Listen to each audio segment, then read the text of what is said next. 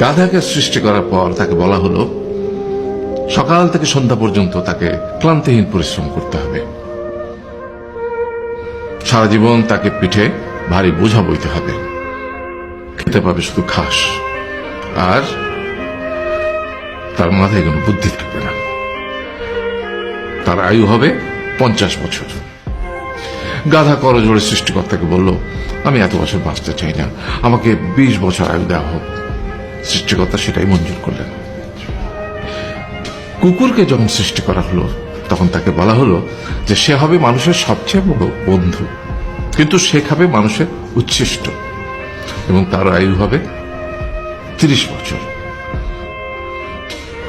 কুকুর সৃষ্টিকর্তাকে বলল, আমি এত বছর বাঁচতে চাই না, আমাকে 15 বছর আয়ু দেওয়া হোক। সেটাই মঞ্জুর করা হলো। এরপর বানরকে বলা হলো, তুমি শুধু গাছের এ ডাল থেকে ও ডালে ঝুল খাবে এবং নানান রকম ফন্দি ফিকির করে মানুষকে আনন্দ দেবে, তোমার আয়ু হবে 20 বছর।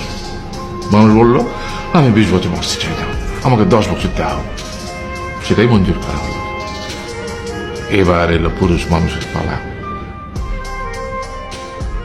তাকে বলা হলো যে তুমি হলে প্রাণীগুলোর মধ্যে সবচেয়ে বিচক্ষণ এবং বুদ্ধিমান, সেই জন্য তোমাকে প্রাণীদের শিরোমণি করা হলো এবং তোমার আয়ু হবে 20 বছর।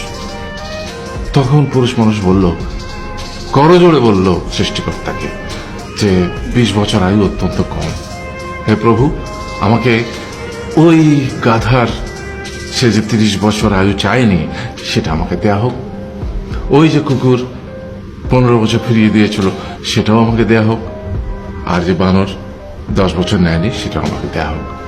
20 বছর অত্যন্ত কম, আমি দীর্ঘদিন বাঁচতে চাই। সৃষ্টিকর্তা সেটাও মঞ্জুর করলেন। তারপর কি হলো? সেই থেকে ছেলেরা পুরুষ মানুষ হিসেবে বাঁচে 20 বছর, তারপরের 30 বছর সংসারের বোঝা পিঠে করে বয়ে বেড়ায়, সেটা কার মতো? গাধার মতো। তারপরের 15 বছর সে তার ছেলে মেয়েরা যা দেয় সেই রকম ঠিক কুকুরের মতো উচ্ছিষ্ট খেয়ে বাঁচে।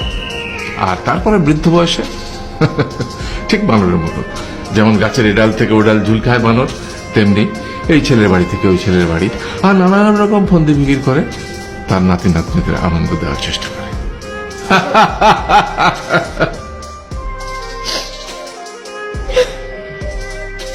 আরে এই থাম, কাঁদছিস কেন? তোমাদের কত দুঃখ বাবা, এত কষ্ট।